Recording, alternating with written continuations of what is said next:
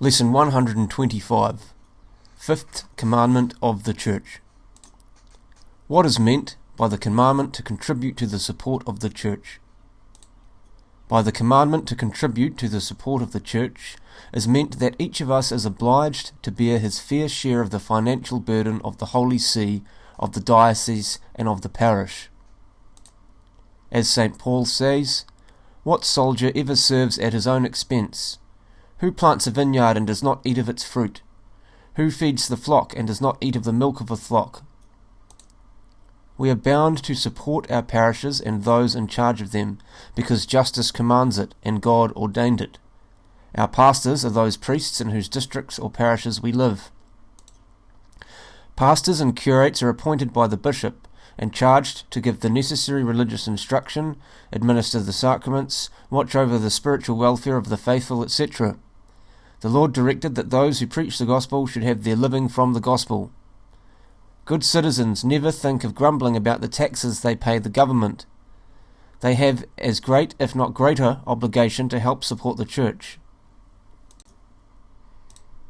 We are also obliged to help support our diocese as well as the Pope and to meet all Church needs according to our ability.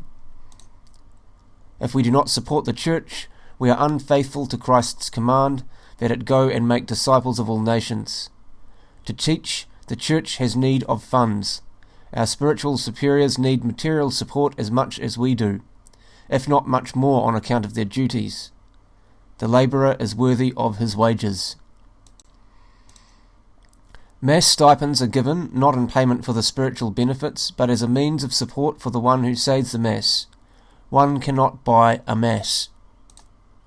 The usual stipend for a low Mass has been $1, but when you consider that many priests and missionaries depend on stipends for their living, this amount does not go very far. The cost of living has risen, but the stipend has not increased in amount. For what purposes does the Church need help? Maintenance of public worship, education and charity, as instruction of the young, relief of the poor, upkeep of the churches, seminaries, schools, colleges, asylums, hospitals, cemeteries, orphanages, etc. Maintenance of missions in our country and abroad. In what ways may we contribute to the support of the Church? Some of the most common ways are by making a liberal and voluntary offering to the priest when he performs some religious ceremony in our behalf, such as blessing our houses and children, etc. In parishes with an established schedule of fees for baptism, confirmation, marriage and burial, the fee should be paid without arguing or bargaining.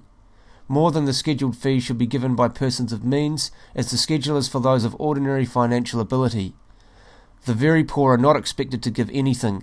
Sacraments are administered to them without fee. By not failing to put some offering on the collection plate every Sunday and holiday. Even children should form the habit of putting in a few cents. It is not edifying to see people with diamond rings on their fingers let the plate pass by unnoticed, or put in a dime or a quarter. It certainly does not show much sense of proportion to give a quarter in church and then go out and ride in a luxurious car and proceed to a party that costs some $10 or more. By contributing to special funds, as for the erection of a church or a school, the maintenance of religious establishments, the mission day funds for the propagation of the faith, for missions and retreats, etc. We should be especially eager to contribute to funds collected directly for the Holy Father, as a proof of our loyalty to and love for the Father of all Christians, the Vicar of Christ on earth. The alms collected for the Holy Father are called Peter's Pence.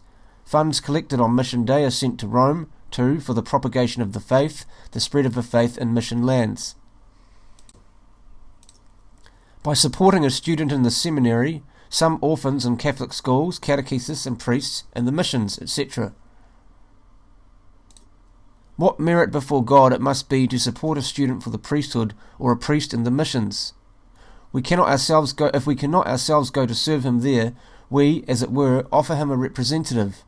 If a father has no son for the seminary, he keeps a substitute there, and we remember that such persons as we benefit only naturally feel towards us a special affection and will devote many of their prayers for their benefactors.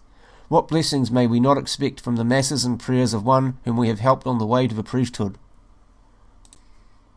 How much should we contribute for the support of the Church? We should contribute as much as we can according to our means. Persons who are in moderate circumstances and with large families cannot be expected to contribute as much as those who are rich. Ordinarily, if we give each month 1 day's wages or revenue, the needs of the Church will as a rule be taken care of. This is surely not too heavy a burden. Some people go on year after year without giving a cent to the Church, even when they can well do so. These people should remember that the Church and her ministers cannot subsist on air. In parishes of some dioceses there is a scriptural practice of tithing, that is, of giving 10% of one's income for church support and charitable uses. Income is our yearly earnings from the profits of land, stock, or personal industry.